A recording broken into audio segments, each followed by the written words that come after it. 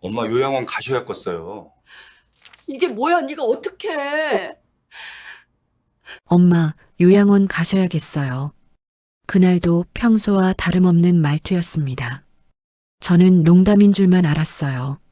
아들이 서류를 꺼내 내밀기 전까지는 빼곡한 글씨들, 맨 위에 선명한 내 이름, 박미자, 68세, 독거노인. 손이 떨렸습니다. 숨이 막혔습니다. 그 종이가 내 인생을 끝내는 사형 선고 같았으니까요. 하지만 아들은 그 자리에서 다음 장을 넘기지 못했습니다. 왜냐하면 방배동 집 현관문을 열고 들어서는 순간 집안 공기가 차갑게 목덜미를 스쳤습니다. 보일러를 꺼둔 지 이틀째였어요. 연료비가 아까워서라기보다는 혼자 있는 집에 온기를 채울 이유를 못 찾았습니다. 남편 장례를 치른 지 벌써 3년이 흘렀는데 아직도 거실 소파에는 그가 앉던 자리만 움푹 패여 있었습니다. 병원에서 돌아온 길이었습니다. 무릎 진료차 정형외과에 들렀다가 약국까지 다녀오는데 3시간이 걸렸어요. 예전엔 1시간이면 충분했던 거리였죠. 지하철 계단을 오르내릴 때마다 무릎이 시큰거렸고 약봉지를 들고 걷는 동안 어깨가 뻐근했습니다. 68이라는 나이가 몸 구석구석에서 신호를 보내고 있었습니다. 냉장고를 열어보니 어제 먹다 남은 김치찌개와 밑반찬 몇 가지가 전부였습니다. 혼자 먹는 밥상은 늘 이런 식이었어요. 굳이 새로 차릴 이유가 없었습니다. 전자레인지에 찌개를 데우는 동안 휴대폰이 울렸습니다. 동주민센터 번호였죠. 어르신, 안녕하세요. 혼자 지내시는데 불편한 점은 없으신가요? 늘 같은 질문이었습니다. 한 달에 2~3번은 꼭 이런 전화가 왔어요. 처음엔 고마웠지만 이제는 부담스러웠습니다. 괜찮다고 잘 지내고 있다고 답하면서도 마음 한구석이 불편했죠. 마치 내가 관리 대상이 된 것 같았으니까요. 저녁 7시가 되자 아들한테서 전화가 왔습니다. 엄마, 밥은 먹었어? 짧은 안부였지만 예전과는 달랐습니다. 확인하는 듯한 말투였어요. 언제부터인가 아들의 질문들이 조금씩 바뀌고 있었습니다. 집은 따뜻한지, 약은 제때 먹는지, 병원은 언제 가는지. 처음엔 걱정이려니 했는데 반복되니까 이상했습니다. 엄마, 이번 주말에 집에 들를게. 전화를 끊고 거실 창밖을 내다봤습니다. 아파트 불빛들이 하나둘 켜지고 있었어요. 저 집들에도 나처럼 혼자 앉아있는 사람들이 있을까 싶었습니다. TV를 켰지만 소리만 울릴 뿐 내용은 들어오지 않았어요. 무릎에서 또 통증이 올라왔습니다. 진통제를 꺼내 물과 함께 삼켰죠. 약을 먹으면서도 생각했습니다. 이 일상이 언제까지 이어질까? 남편이 떠난 뒤 홀로 버티고 있는 이 시간들이 과연 내 선택일까? 주방 싱크대 옆에는 약봉투가 쌓여 있었습니다. 혈압약, 관절약, 위장약. 한 달치씩 타오면 봉투만 5개가 넘었어요. 약 먹는 시간을 놓칠까봐 알람을 여러 개 맞춰뒀습니다. 이런 모습을 아들이 보면 뭐라고 할까 싶어 약봉투를 서랍에 넣었습니다. 10시가 되니 졸음이 밀려왔습니다. 침실로 가는 길 거실 불을 끄면서 한 가지 확실한 건 이 집이 너무 조용하다는 거였어요. 그 조용함이 때로는 무서웠습니다. 혼자서도 잘 지낼 수 있어. 스스로에게 말했지만 목소리가 공허하게 흩어졌습니다. 주말 오후 2시 아들이 현관문을 열고 들어왔습니다. 손에는 과일 봉지와 생수 한 박스를 들고 있었어요. 예전엔 빈손으로 와도 반가웠는데 요즘은 뭔가를 가져올 때마다 부담스러웠습니다. 마치 내가 스스로 장을 볼 수 없는 사람처럼 느껴졌으니까요. 엄마, 냉장고 좀 볼게. 아들은 인사를 마치자마자 부엌으로 갔습니다. 냉장고 문을 열어 안을 살피는 모습이 익숙했어요. 유통기한 지난 것은 없는지, 반찬은 충분한지 하나하나 확인했습니다. 나는 찬물을 끓이며 그 뒷모습을 지켜봤죠. 김치가 좀 오래된 것 같은데 새로 담가드릴까? 괜찮아. 아직 먹을만해. 아들은 고개를 저으며 김치통을 꺼냈습니다. 냄새를 맡아보더니 눈살을 찌푸렸어요. 내가 30년 넘게 김치를 담가왔다는 걸 아들은 잊은 것 같았습니다. 거실로 나온 아들은 집안을 둘러봤습니다. 바닥에 물기는 없는지, 문턱에 걸릴 만한 것은 없는지 시선이 구석구석을 훑었어요. 그러다가 욕실 문을 열었습니다. 엄마, 욕실 바닥에 미끄럼 방지 매트 깔아야겠어. 혹시 미끄러지면 큰일 나. 지금까지 한 번도 넘어진 적 없어. 그래도 조심해야지. 엄마 혼자 계시는데 무슨 일 생기면 어떡해. 그 말에 가슴이 묵직해졌습니다. 혼자 계시는데라는 말이 유독 크게 들렸어요. 내가 선택한 삶이 아니라 어쩔 수 없이 놓인 상황처럼 들렸습니다. 아들은 휴대폰을 꺼내 욕실 사진을 찍기 시작했습니다. 변기 옆 손잡이가 있는지, 샤워기 높이는 적당한지 꼼꼼히 기록했어요. 뭐 하는 거니? 그냥 나중에 필요할 수도 있어서. 나중이라는 게 언제를 말하는 건지 묻지 않았습니다. 대답이 두려웠으니까요. 차를 마시며 아들이 조심스럽게 입을 열었습니다. 엄마, 요즘 동네 복지관에서 어르신들 프로그램 많이 한대. 가보는 거 어때? 난 아직 그런 데 갈 나이 아니야.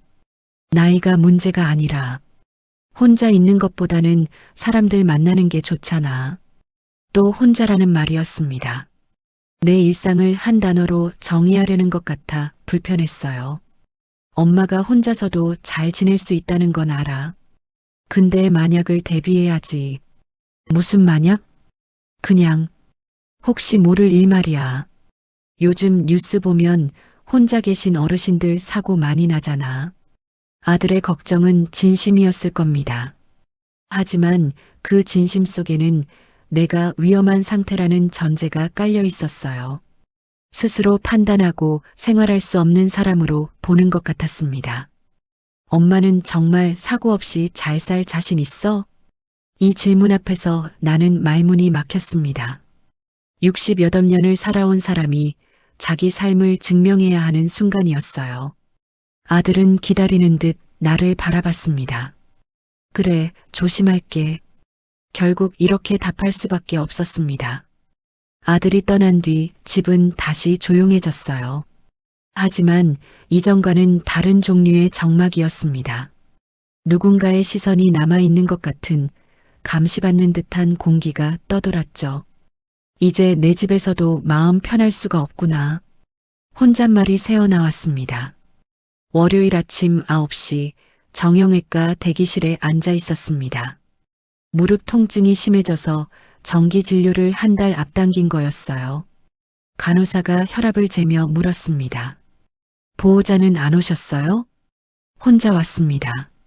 다음부터는 가족분이랑 같이 오시는 게 좋겠어요.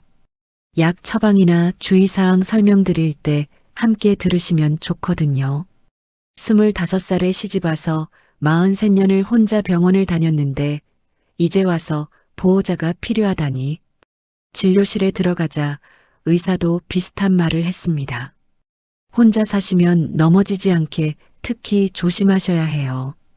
가족분들한테 연락처 남겨두셨죠? 집으로 돌아오는 길에 동주민센터에서 또 전화가 왔습니다.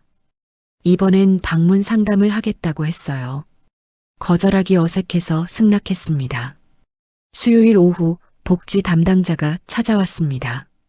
30대 후반쯤 되어 보이는 여직원이었어요. 친절했지만 그 친절함이 부담스러웠습니다. 어머니, 혼자 생활하시는데 불편한 점 없으세요? 없어요. 잘 지내고 있습니다. 화장실이나 주방에서 위험한 상황은 없으셨고요. 질문지를 보며 하나씩 체크해 나갔습니다. 식사는 규칙적으로 하는지, 약은 제때 먹는지, 외출은 자주 하는지, 마치 시험을 보는 기분이었어요. 요즘은 독거 어르신 안전 확인 시스템도 있어요. 하루에 한 번씩 안부 전화도 드리고, 괜찮습니다. 아직은 그런 게 필요 없어요. 직원이 떠난 뒤 현관문을 잠그며 한숨이 나왔습니다.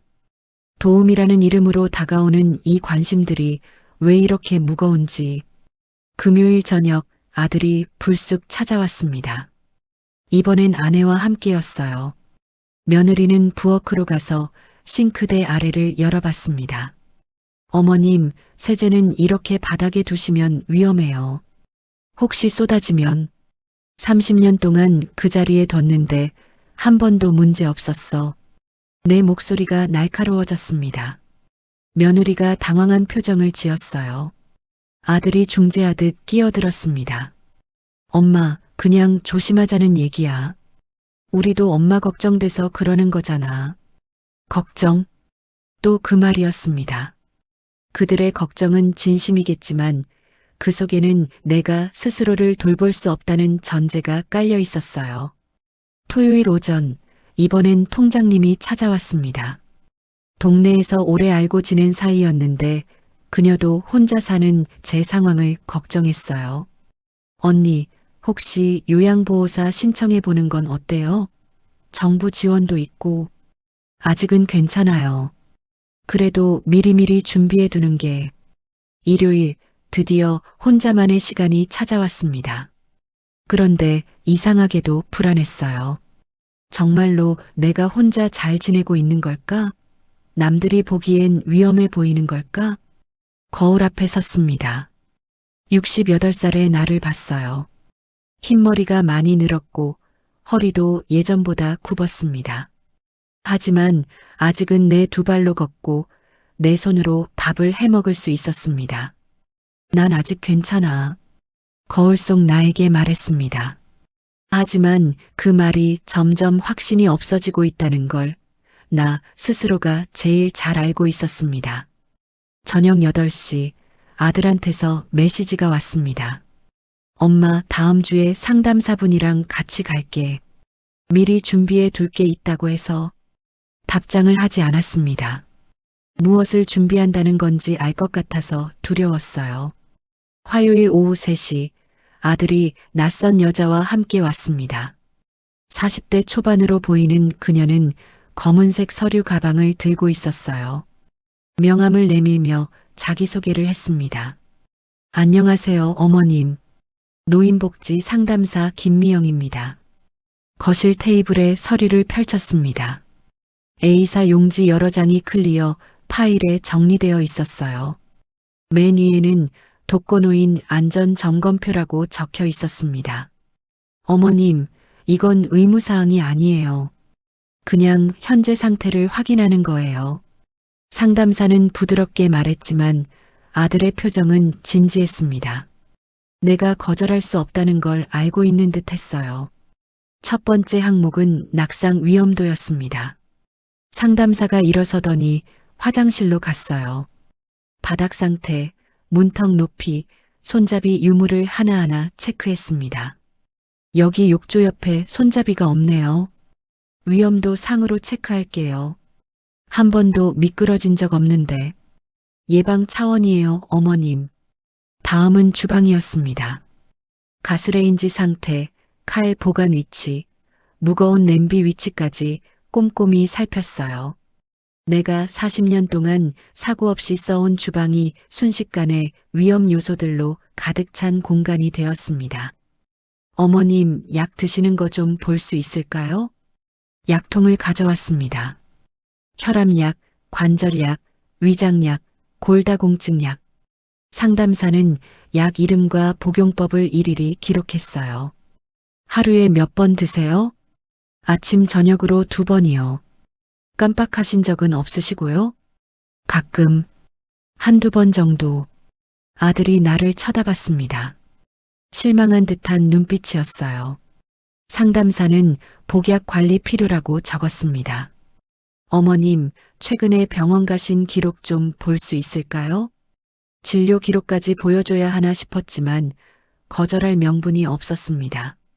아들이 준비해 온 듯 서류를 꺼냈어요. 언제 복사해 둔 건지. 정형외과, 내과, 안과. 한 달에 평균 5번 병원을 가시네요. 나이 들면 다 그래요. 혼자 다니시는 거죠? 네. 거동 불편하신데 보호자 동행이 필요해 보여요. 상담사는 계속 체크해 나갔습니다. 응급 연락망, 비상약 구비, 화재 감지기, 가스 차단기. 내 집이 마치 점검 대상인 시설처럼 느껴졌어요. 1시간쯤 지났을까요? 상담사가 서류를 정리하며 아들과 눈을 마주쳤습니다. 전체적으로 관찰 필요 단계예요. 당장 위험하진 않지만 지속적인 모니터링이 필요합니다. 어떤 조치를 취해야 할까요? 아들이 물었습니다. 나는 투명 인간이 된 기분이었어요. 일단 안전 설비부터 보강하시고 정기적인 방문 점검을 받으시는 게 좋겠어요. 그리고 상담사가 또 다른 서류를 꺼냈습니다. 노인 돌봄 서비스 신청서였어요. 아직 결정하실 필요는 없어요. 참고만 하시라고 드리는 거예요. 그들이 떠난 뒤 테이블 위에 남은 서류를 들여다봤습니다. 빨간 펜으로 체크된 항목들이 눈에 들어왔어요. 위험도 상, 관리 필요, 개선 요망. 내 삶이 한 장의 종이 위에 평가되고 있었습니다. 60여덟 년의 세월이 고작 체크 표시 몇 개로 정리되는 순간이었어요. 이게 내가 원한 노후였나? 창밖으로 지는 해를 보며 중얼거렸습니다. 붉은 노을이 아름다웠지만 마음은 무거웠어요. 휴대폰이 울렸습니다. 아들이었습니다. 엄마, 이제 우리가 더 자주 확인해야겠어. 확인. 그 단어가 가슴에 못처럼 박혔습니다. 목요일 아침 아들이 또 왔습니다. 이번엔 태블릿을 들고 있었어요. 화면을 켜더니 뭔가를 보여줬습니다. 엄마, 여기 봐. 강남 쪽에 새로 생긴 실버타운이야. 시설 정말 좋아. 화면 속엔 깨끗한 원룸형 아파트가 나왔습니다. 넓은 휴게실, 의료시설, 식당까지 갖춰져 있었어요. 마치 호텔 같았습니다. 왜 이걸 보여주는 거니? 그냥 이런 곳도 있다는 거 알려주려고. 선택지는 많으니까. 선택지. 그 말이 귀에 걸렸습니다. 내가 선택을 해야 하는 상황인 건지 아니면 이미 정해진 길로 가야 하는 건지 헷갈렸어요. 엄마가 꼭 여기 가야 한다는 건 아니야. 집에서 계속 지내는 방법도 있고 요양보호사 도움받는 방법도 있고. 아들은 여러 자료를 차례로 보여줬습니다. 제가 요양 서비스, 주간보호센터, 공동생활가정. 이름은 달랐지만 모두 혼자서는 힘들다는 전제가 깔려 있었어요. 난 아직 그런 거 필요 없어. 엄마, 지난번 상담사분이 뭐라고 했는지 기억하지? 관찰 필요 단계래. 미리 준비해야 해. 준비가 아니라 강요 같은데. 내 목소리가 떨렸습니다. 아들이 당황한 표정을 지었어요. 강요가 아니야. 엄마를 위한 거지. 내가 뭘 원하는지는 물어보지도 않잖아. 잠시 침묵이 흘렀습니다. 아들이 한숨을 쉬며 태블릿을 내려놓았어요. 엄마, 작년에 이웃집 할머니 어떻게 됐는지 알아? 욕실에서 넘어져서 이틀 동안 발견 못했대. 혼자 계셨거든. 그분이랑 난 달라. 뭐가 달라? 엄마도 혼자 계시잖아. 또 그 말이었습니다. 혼자라는 상황이 마치 죄라도 되는 것처럼. 토요일 오후 며느리가 전화를 했습니다. 어머님, 저희가 알아본 곳이 있는데요. 집에서 가까운 데 있는 노인 복지관이에요. 프로그램도 다양하고. 생각해 볼게. 다음 주에 같이 가서 둘러보는 건 어떠세요? 거절하기 어려운 제안이었습니다. 승낙하지도 거절하지도 못한 채 전화를 끊었어요. 일요일 저녁 혼자 앉아 아들이 보여준 자료들을 다시 봤습니다. 깔끔한 시설, 전문 요양사, 응급 의료 시스템, 모든 게 완벽해 보였어요. 하지만 그 완벽함이 오히려 무서웠습니다. 내 삶을 포기하고 들어가야 할 것 같았으니까요. 냉장고에서 소주를 꺼냈습니다. 남편 제사 때나 마시던 거였어요. 작은 잔에 따라 한 모금 마셨습니다. 쓴맛이 목을 타고 내려갔어요. 여보, 당신이 있었다면 이런 일은 없었겠지. 빈 의자를 보며 중얼거렸습니다. 휴대폰을 들어 옛 친구에게 전화를 걸었습니다. 동갑내기 순자였어요. 순자야, 너는 어떻게 지내니? 나, 딸이랑 같이 살아. 근데 이것도 쉽지 않더라. 그래도 혼자보단 낫지 않니? 글쎄, 눈치 보이는 건 마찬가지야. 내 집인데도 내 집 같지 않아. 전화를 끊고 생각했습니다. 혼자 사는 것도, 같이 사는 것도, 시설에 가는 것도, 모든 선택지가 완벽하지 않았어요. 월요일 새벽 잠이 오지 않아 거실에 나왔습니다. 탁자 위에 놓인 서류들이 눈에 들어왔어요. 노인 돌봄 서비스 신청서, 실버타운 안내문, 복지관 프로그램. 이게 정말 선택지일까? 아니면 정해진 수순일까? 어둠 속에서 혼잣말이 새어나왔습니다. 대답해줄 사람은 없었고 동이 트기 시작했습니다. 수요일 오전 10시 아들이 회사를 쉬고 왔습니다. 이번엔 서류 가방을 들고 있었어요. 무거워 보이는 검은색 가방이었습니다. 엄마, 오늘은 중요한 얘기가 있어서 왔어. 커피를 타오는 내 손이 떨렸습니다. 중요한 얘기라니. 이미 짐작은 하고 있었지만 듣고 싶지 않았어요. 아들이 서류를 하나씩 꺼내 놓았습니다. 지난번 상담사가 작성한 점검표, 병원 진료 기록, 약 처방 내역, 그리고 새로운 문서 몇 장이 더 있었어요. 엄마, 이게 지금까지의 기록을 정리한 거야. 첫 장을 펼쳤습니다. 독거노인 종합평가서라는 제목이 보였어요. 내 이름, 나이, 주소 아래로 빼곡하게 항목들이 채워져 있었습니다. 신체 기능 마이너스 보통, 인지 기능 마이너스 양호, 일상생활 수행 마이너스 부분 도움 필요, 안전 환경 마이너스 개선 필요. 아들이 하나씩 읽어 내려갔습니다. 내 삶이 4개의 등급으로 나뉘어 있었어요. 이게 뭐니? 내가 언제 평가받기로 했어? 평가가 아니야, 엄마. 현재 상태를 객관적으로 파악한 거지. 객관적. 그 말이 비수처럼 꽂혔습니다. 68년을 살아온 내 주간은 어디로 간 걸까요? 다음 장에는 그래프가 있었습니다. 월별 병원 방문 횟수, 약 복용 현황, 외출 빈도가 선으로 이어져 있었어요. 최근 6개월간 외출이 줄고 병원 방문은 늘었다는 걸 한눈에 볼 수 있었습니다. 엄마, 이 추세대로라면 뭐가 어떻다는 거야? 혼자 생활하기 어려워질 수 있어. 귀를 의심했습니다. 내가 아직 멀쩡히 앉아 있는데 미래를 그래프로 예측한다니. 아들이 또 다른 서류를 꺼냈습니다. 노인 장기 요양 등급 판정 기준이었어요. 아직 등급을 받을 단계는 아니야.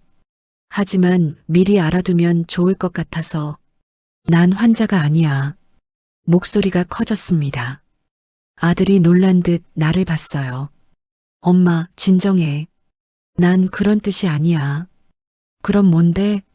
이 서류들이 뭘 말하고 싶은 거야? 아들이 잠시 말을 멈췄습니다. 그리고 조심스럽게 마지막 서류를 꺼냈어요. 이건 법적 대리인 지정 동의서야. 심장이 쿵 내려앉았습니다. 손이 떨려 찻잔을 제대로 잡을 수 없었어요. 아직 서명하라는 건 아니야. 그냥 이런 것도 있다는 걸 알려주는 거야. 내가 제정신이 아니라는 거니? 아니야. 엄마가 건강할 때 미리 준비하자는 거지. 건강할 때. 그 말은 곧 건강하지 않을 때가 올 거라는 뜻이었습니다. 서류를 다시 가방에 넣는 아들의 손놀림이 능숙했습니다. 이미 여러 번 연습한 것처럼. 엄마, 다음 주에 구청 직원이 한 번 더 올 거야. 정기 점검이래. 또 한 달에 한 번씩은 확인해야 한대. 규정이래. 규정? 이제 내 삶에도 규정이 생긴 겁니다. 아들이 떠난 뒤 거울 앞에 섰습니다. 거울 속의 나는 여전히 나였어요. 하지만 서류 속의 나는 관리 대상, 점검 대상, 평가 대상이었습니다. 박미자, 68세, 독거노인. 내 이름을 불러봤습니다.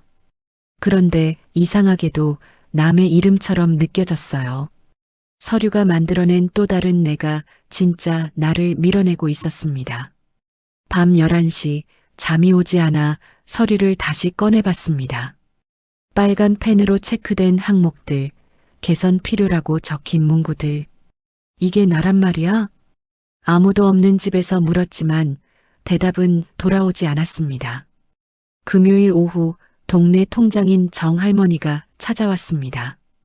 73인데도 여전히 씩씩한 분이었어요. 손에는 떡 상자를 들고 있었습니다.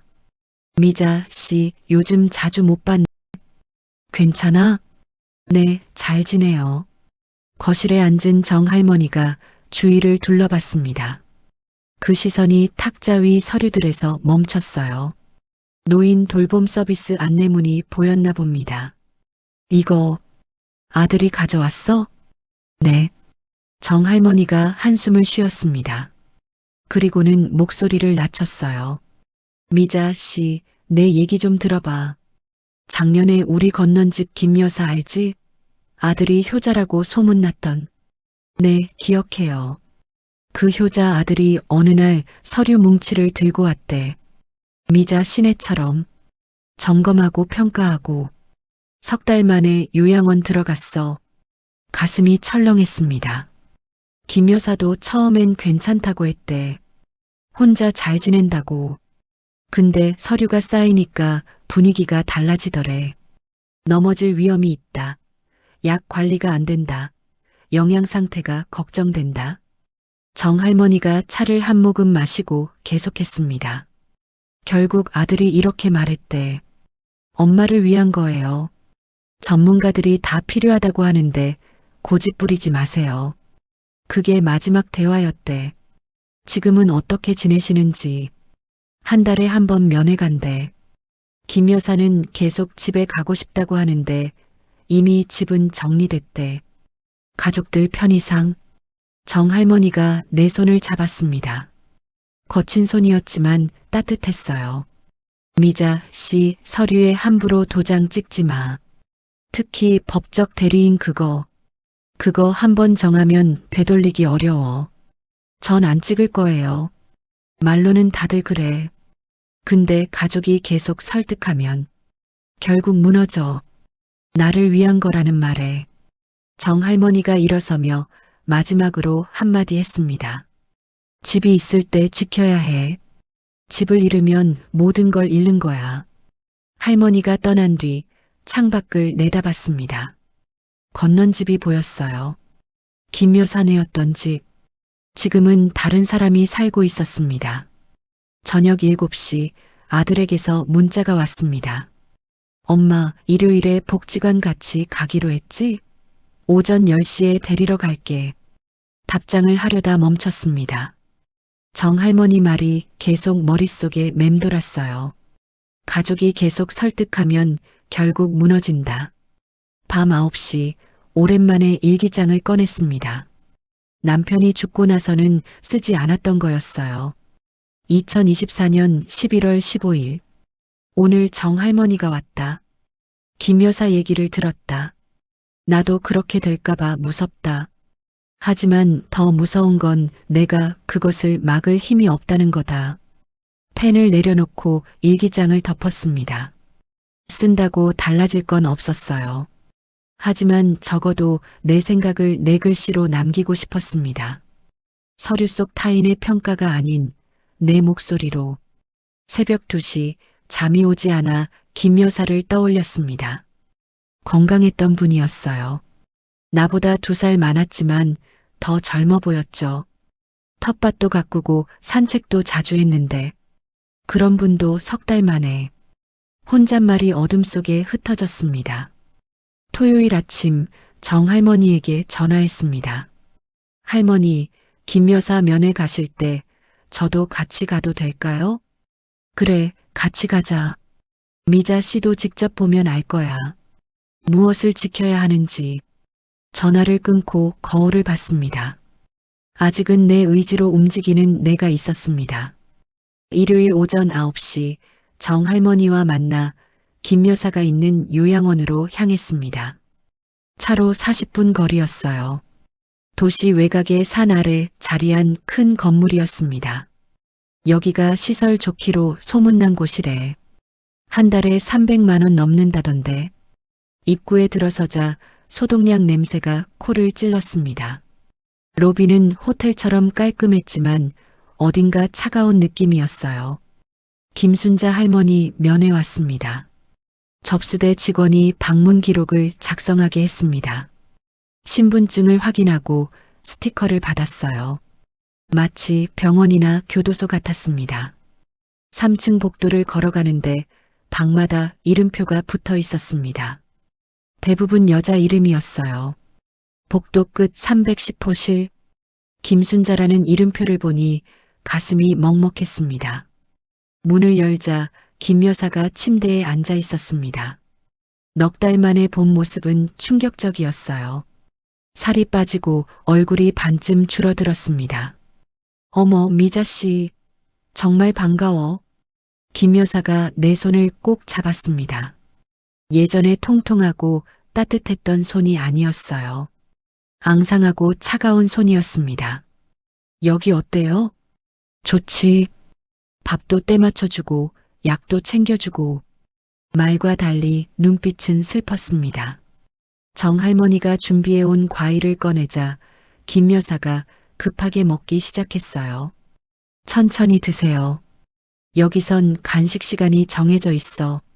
마음대로 못 먹어. 창밖을 보니 철망이 쳐져 있었습니다. 안전을 위해서라고 하지만 갇혀있는 느낌이었어요. 집에 가고 싶어요. 김 여사가 갑자기 울먹였습니다.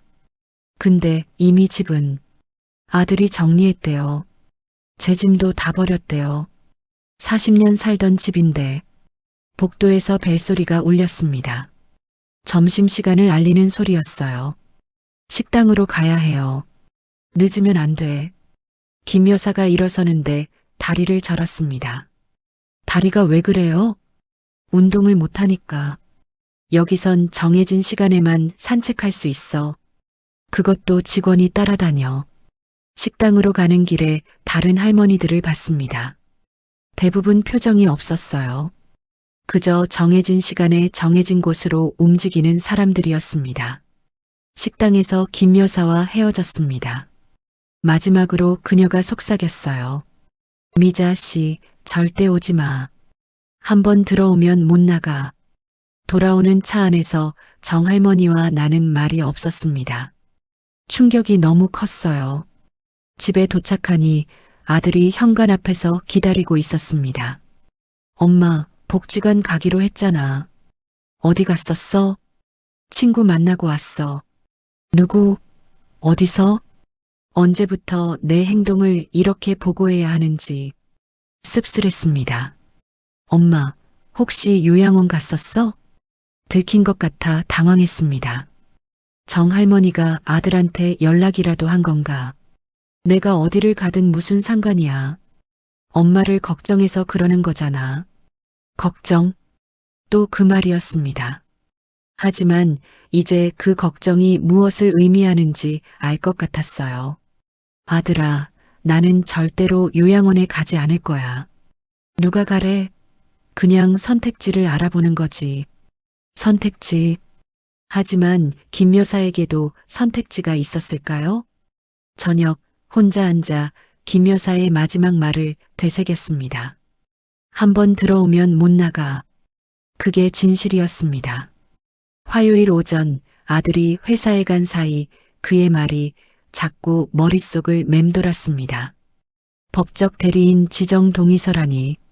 아직 서명하라는 건 아니라고 했지만 불안했어요. 집안을 정리하다가 아들이 두고 간 서류 가방을 발견했습니다. 거실 소파 옆에 놓여 있었어요. 열어볼까 말까 고민하다가 결국 열었습니다. 내 인생에 관한 서류인데 볼 권리가 있다고 생각했으니까요. 가방 안에는 예상보다 많은 서류가 있었습니다. 맨 위에는 내가 본 것들이 있었고 그 아래 클리어 파일이 하나 더 있었어요. 어머니 관련 진행 사항이라고 라벨이 붙어 있었습니다. 첫 장을 펼치는 순간 손이 떨렸습니다. 요양시설 입소 계획서라는 제목이 선명했어요. 날짜를 보니 2달 전에 작성된 것이었습니다. 내가 아무것도 모르던 때부터 이미 계획이 진행되고 있었던 거예요. 다음 장에는 여러 요양원의 견적서가 있었습니다. 월 비용, 입소 조건, 대기자 현황까지 자세히 조사되어 있었어요. 빨간 펜으로 동그라미 쳐진 곳도 있었습니다. 대기 3개월, 보증금 5천만 원, 월 280만 원. 더 충격적인 건 그 다음이었습니다. 부동산 처분 계획이라는 서류였어요. 우리 집 시세조사, 매매 예상 가격, 심지어 부동산 중개업소 연락처까지 적혀 있었습니다. 내 집을 팔 생각이었구나. 목소리가 떨려 나왔습니다. 마지막 서류는 더 끔찍했습니다. 성년 후 견제도 신청 절차라는 안내문이었어요. 치매나 정신질환이 없어도 판단 능력 부족으로 신청 가능하다는 내용이 형광펜으로 표시되어 있었습니다. 그 순간 현관문이 열리는 소리가 들렸습니다. 황급히 서류를 제자리에 넣었어요. 아들이 들어왔습니다. 엄마, 나 가방 놓고 갔네. 회사에 급한 서류가 있어서. 아들이 가방을 들고 나를 봤습니다. 내 표정에서 뭔가 느꼈는지 잠시 멈칫했어요. 엄마, 괜찮아? 응, 괜찮아. 거짓말이었습니다. 하나도 괜찮지 않았어요. 아들이 나간 뒤 주저앉아 울었습니다. 배신감, 분노, 두려움이 한꺼번에 밀려왔어요. 내 아들이, 내가 키운 아들이 이미 나를 요양원에 보낼 준비를 다 해놓았다니. 오후에 정할머니에게 전화했습니다. 할머니, 제 아들이 이미 다 계획을 세워놨어요. 사정을 들은 정할머니가 한숨을 쉬었습니다. 그것 봐. 내가 뭘 했어. 서류가 나오기 시작하면 이미 늦은 거라고. 어떻게 해야 할까요? 지금부터라도 증거를 모아둬. 녹음이든 뭐든. 그리고 믿을 만한 변호사를 찾아봐. 변호사라니. 내가 내 아들과 법정에서 싸워야 한다는 건가요? 저녁 아들이 다시 왔습니다. 며느리와 함께였어요. 표정이 심상치 않았습니다. 엄마, 낮에 내 가방 열어봤어? 부인할 수 없었습니다. 내 인생에 관한 서류인데 볼 권리가 있지 않니? 그건 아직 확정된 게 아니야. 그냥 여러 가능성을 검토한 거야. 내 집을 팔 생각까지 했으면서. 며느리가 놀란 표정으로 아들을 봤습니다. 모르고 있었나 봅니다. 엄마, 오해야. 그건 정말 최악의 경우를 대비한 거야. 최악이 뭔데? 내가 치매에 걸리기라도 한다는 거야? 엄마가 혼자 생활하기 어려워질 때를 대비한 거지. 그걸 누가 판단해? 너희가? 대답이 없었습니다. 그 침묵이 모든 걸 말해주고 있었어요. 엄마는 정말 끝까지 혼자 살 수 있다고 생각해? 아들의 질문에 나는 똑바로 대답했습니다. 그래. 죽는 날까지 내 집에서 살 거야. 그날 밤 잠들기 전 일기를 썼습니다. 오늘 진실을 알았다. 이제 싸워야 한다. 목요일 아침 구청에서 전화가 왔습니다. 낯선 남자 목소리였어요. 박미자 어르신 댁 맞습니까?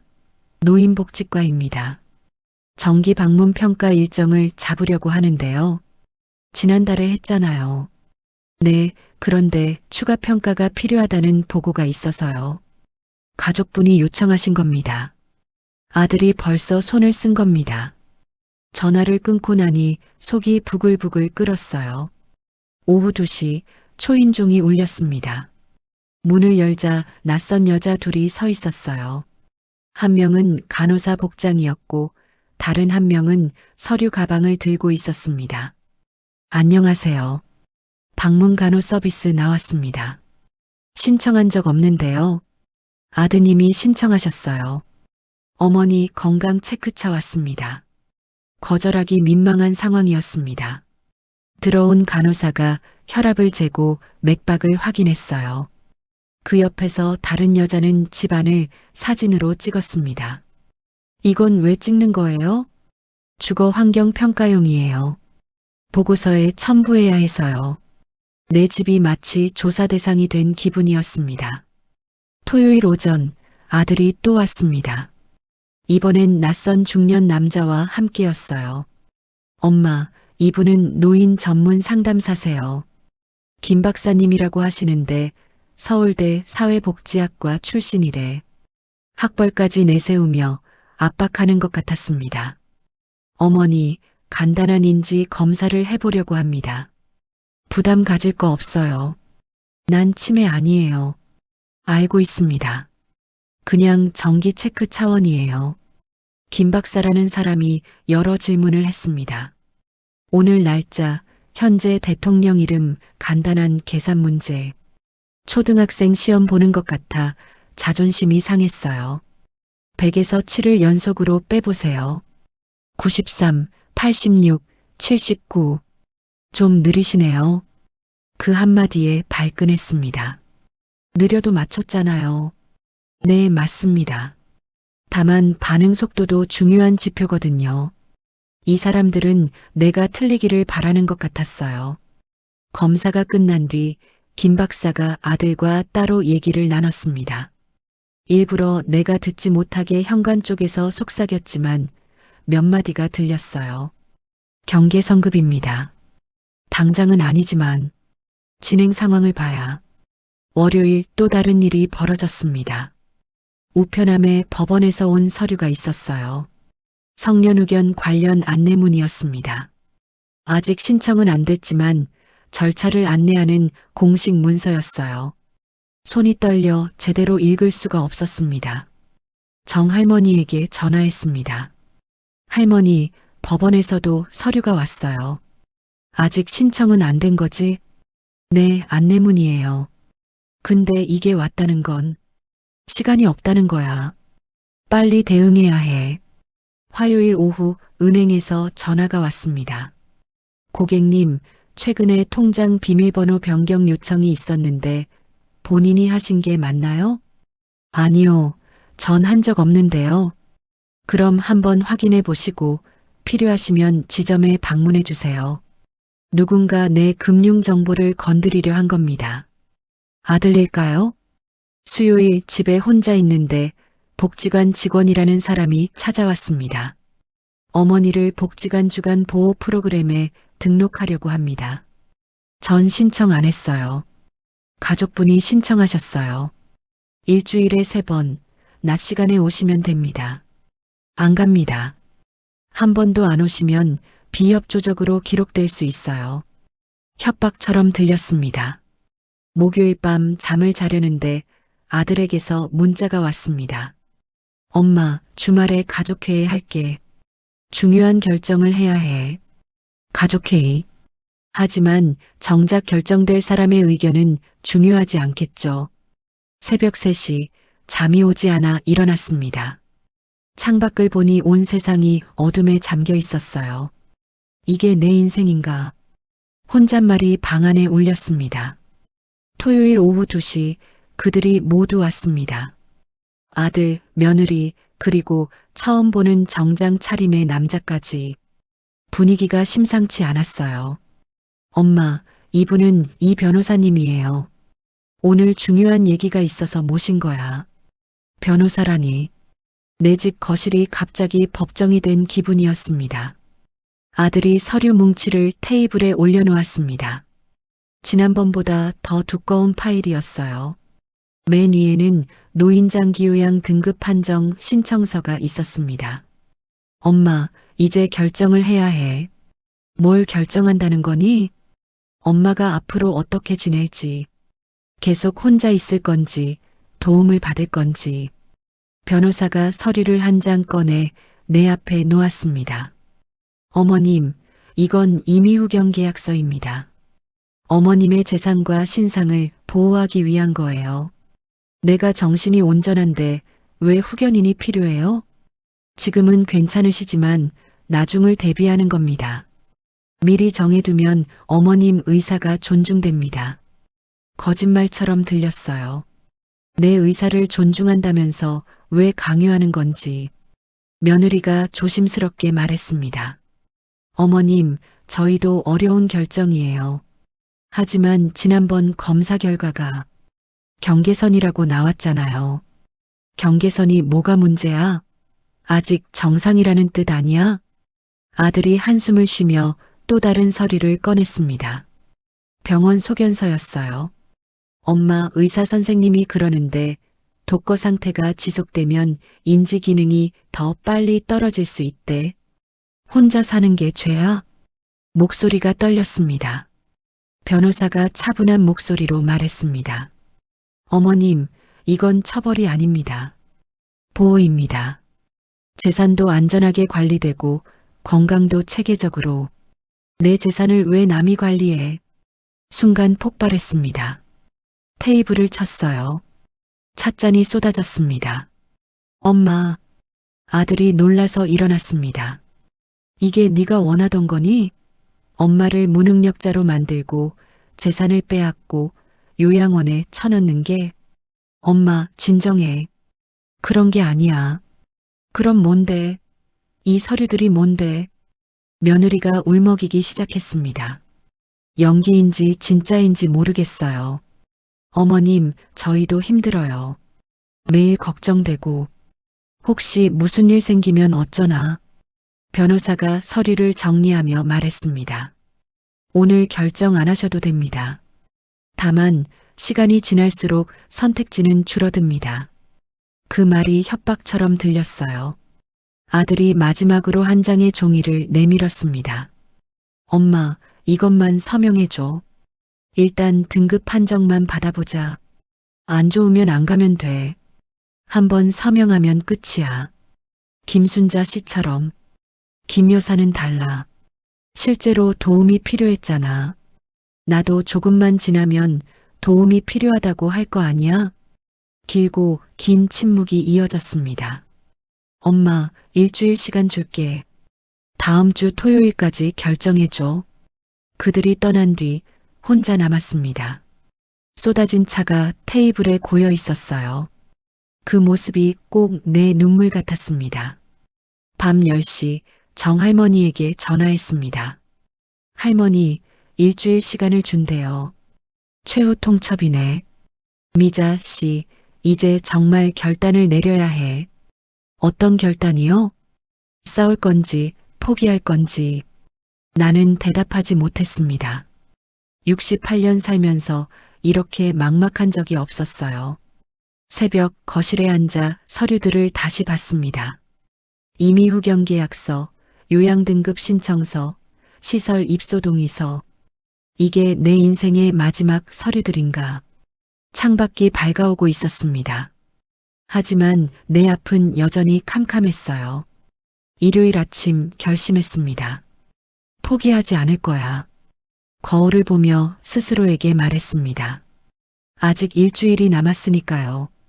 월요일 새벽 4시 잠을 이룰 수 없어 거실에 나왔습니다. 온 집안이 적막했어요. 시계 초침 소리만 들렸습니다. 남편 영정 사진을 꺼내 들었습니다. 3년 전 그가 떠난 뒤로 처음이었어요. 여보, 당신이 있었다면 이런 일은 없었겠지. 사진 속 남편은 여전히 웃고 있었습니다. 그 미소가 오늘따라 서글펐어요. 우리 아들이 날 버리려고 해. 당신이 그렇게 아끼던 아들이. 눈물이 났습니다. 참으려 했지만 멈출 수 없었어요. 3년 동안 참았던 울음이 한꺼번에 쏟아졌습니다. 화요일 하루 종일 방에만 있었습니다. 밥도 먹지 않았어요. 휴대폰이 울렸지만 받지 않았습니다. 아들인지 복지관인지 누군지 알고 싶지 않았어요. 오후 5시쯤 정할머니가 찾아왔습니다. 초인종을 여러 번 눌렀지만 나가지 않았어요. 미자 씨, 살아있어요? 문 좀 열어요. 할 수 없이 문을 열었습니다. 아이고, 꼴이 이게 뭐야? 밥은 먹었어? 정할머니가 부엌으로 가서 죽을 끓였습니다. 먹고 싶지 않았지만 억지로 몇 숟갈 떴어요. 포기하면 안 돼. 아직 시간 있잖아. 뭘 어떻게 해요? 아들이 작정하고 덤비는데. 방법이 있어. 내일 같이 어디 좀 가자. 수요일 오전 정할머니와 함께 한 변호사 사무실을 찾았습니다. 여자 변호사였어요. 50대 초반으로 보였습니다. 노인 인권 전문 변호사입니다. 이런 케이스를 많이 다뤘어요. 변호사는 내 상황을 듣더니 고개를 끄덕였습니다. 아직 늦지 않았어요. 어머니가 정신이 온전하다는 걸 증명하면 됩니다. 어떻게요? 독립적인 의사 소견서를 받으세요. 그리고 재산을 본인이 관리할 수 있다는 증거를 만드세요. 희망이 조금 생겼습니다. 그리고 가장 중요한 건 절대 서명하지 마세요. 뭐든지요. 목요일 변호사가 소개해준 병원에 갔습니다. 대학병원 정신건강의학과였어요. 인지기능 정밀 검사를 하겠습니다. 2시간에 걸친 검사였습니다. 기억력, 판단력, 언어 능력 등 모든 걸 테스트했어요. 결과는 다음날 나왔습니다. 정상 범위입니다. 나이를 고려하면 오히려 우수한 편이에요. 의사가 소견서를 써줬습니다. 독립생활 가능, 의사결정 능력 정상이라고 명시되어 있었어요. 금요일 오후 은행에 가서 새 통장을 만들었습니다. 그리고 기존 통장에 돈을 옮겼어요. 비밀번호도 바꿨습니다. 내 재산은 내가 지킨다는 의지였습니다. 저녁 아들에게서 문자가 왔습니다. 엄마, 내일 오후 2시에 갈게. 결정했어? 답장했습니다. 그래, 결정했다. 무엇을 결정했는지는 쓰지 않았습니다. 금요일 밤 일기를 썼습니다. 내일이 고비다. 68년 인생에서 가장 중요한 날이 될 것이다. 남편 무덤에 다녀왔다. 힘을 달라고 빌었다.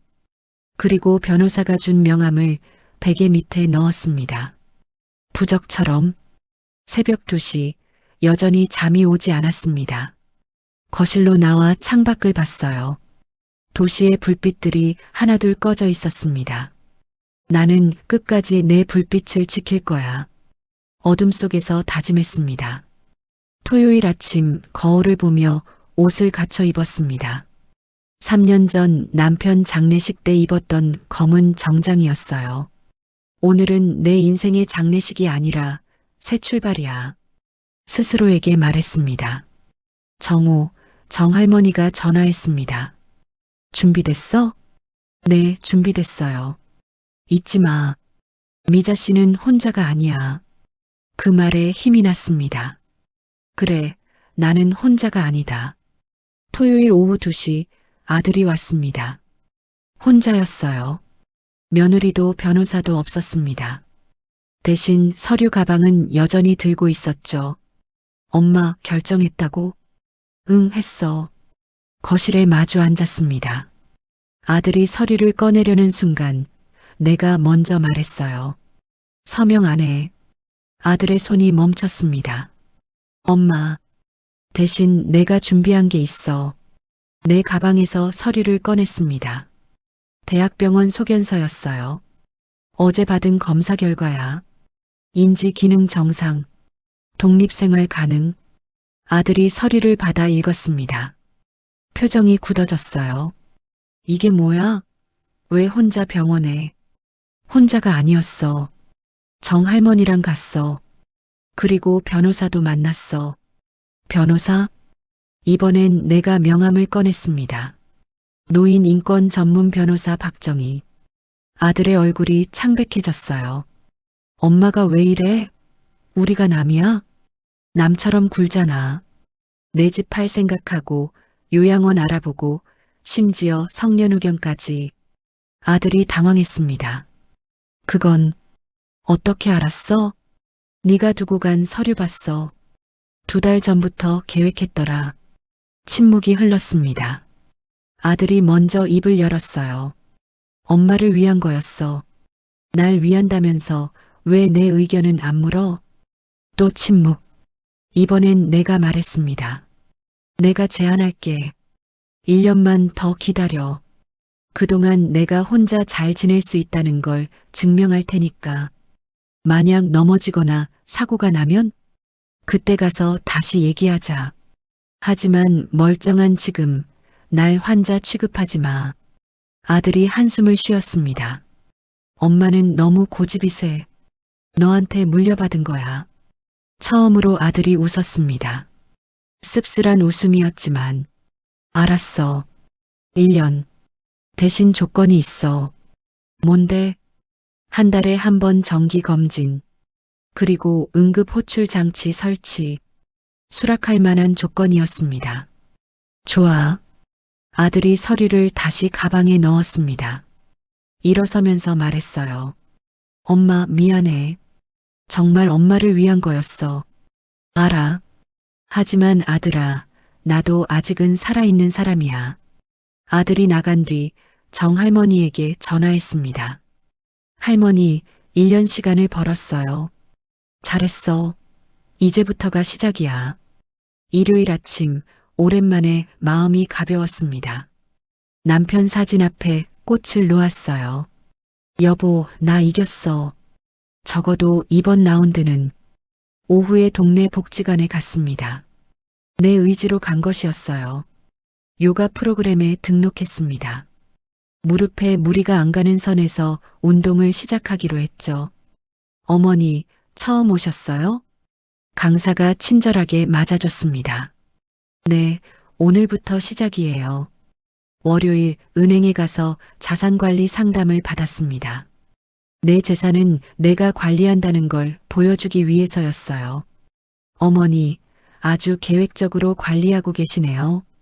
직원의 칭찬이 힘이 됐습니다. 화요일 집 안전 점검을 자발적으로 신청했습니다. 미끄럼 방지 매트, 안전 손잡이를 설치했어요. 위험 요소를 먼저 제거하는 거였습니다.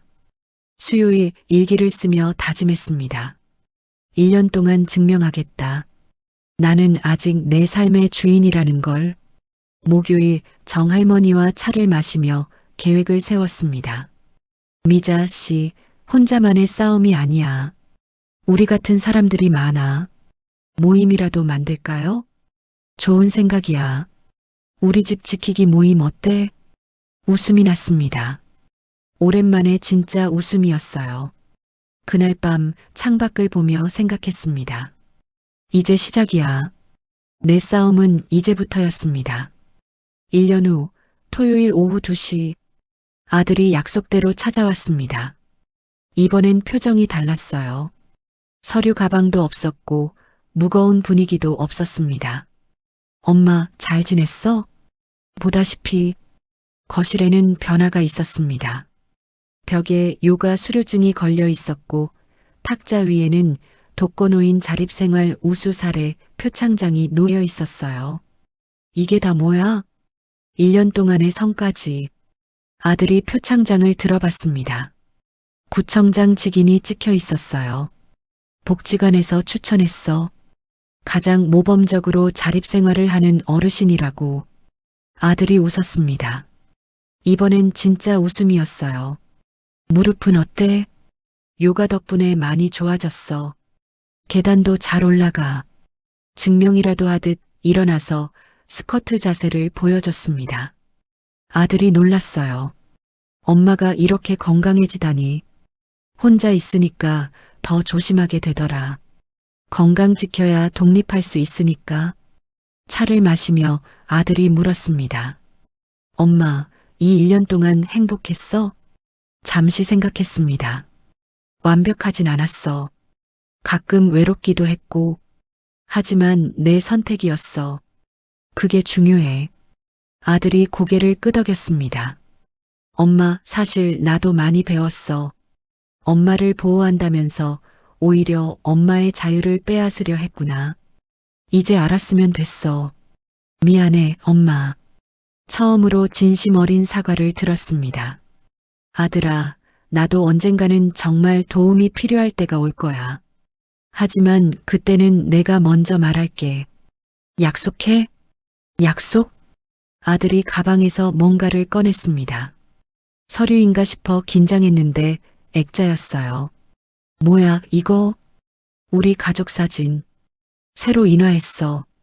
엄마 집에 하나 두려고. 남편이 살아있을 때 찍은 가족 사진이었습니다. 모두가 웃고 있었어요.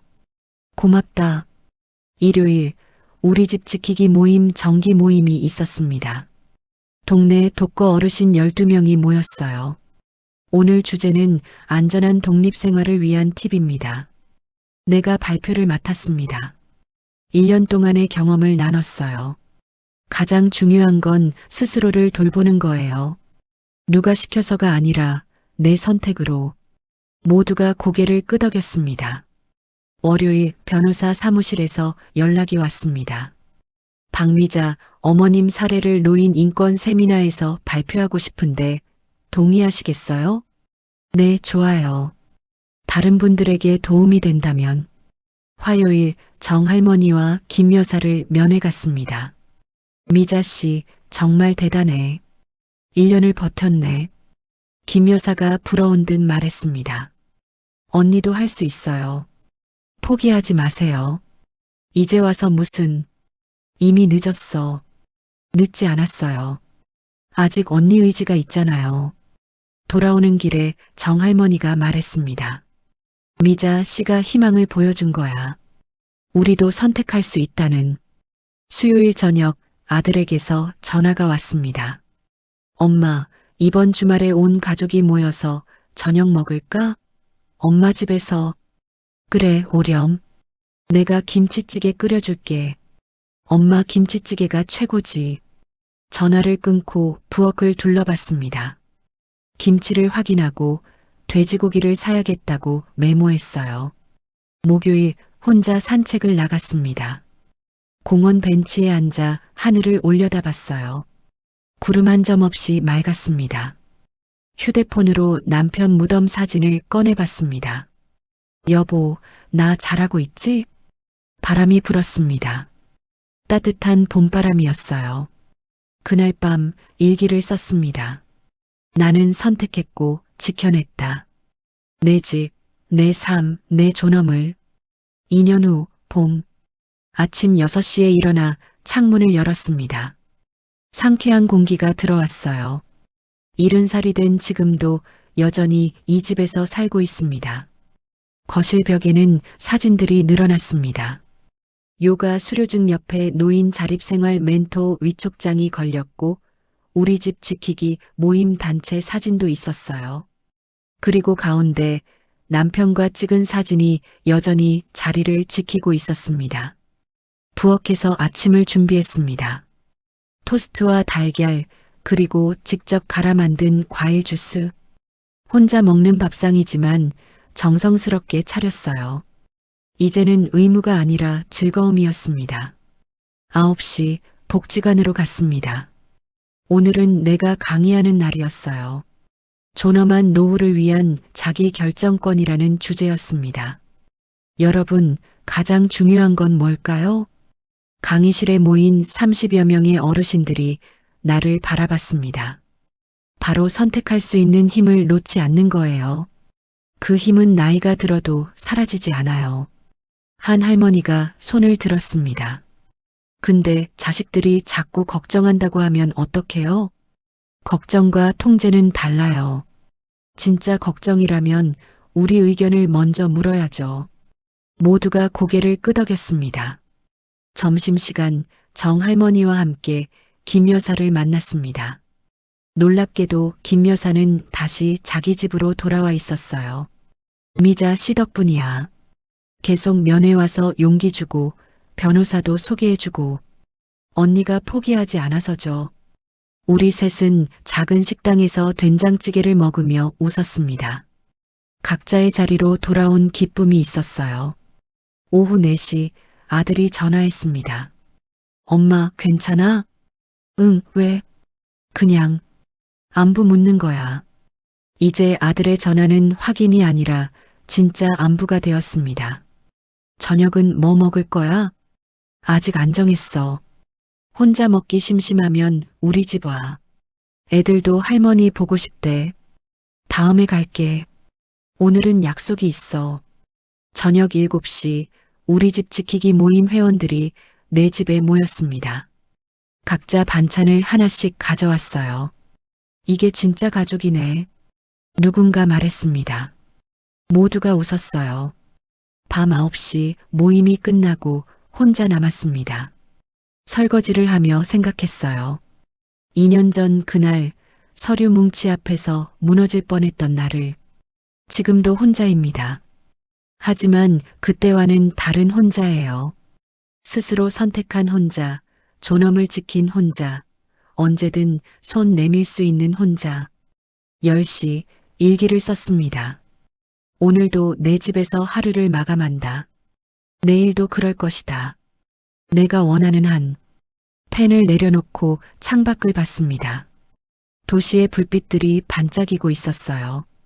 그 중에 내 집 불빛도 있었습니다. 작지만 분명한 빛. 침실로 가면서 거실 불을 껐습니다. 남편 사진이 어둠 속에서도 미소 짓고 있는 것 같았어요. 잘 자요, 여보. 인사를 하고 방으로 들어갔습니다.